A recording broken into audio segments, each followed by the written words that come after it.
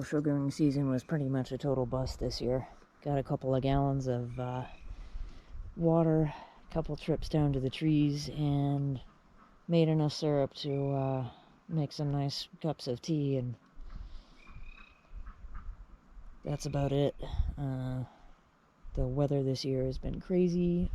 Global climate fucking is getting much worse. I won't call it climate change because that really understates the emergency level of the situation.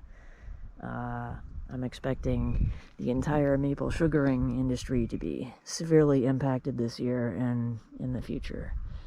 And expecting maple syrup prices to go through the roof. Stock up while you can, I guess. Because it was a really shitty season for maple sugaring.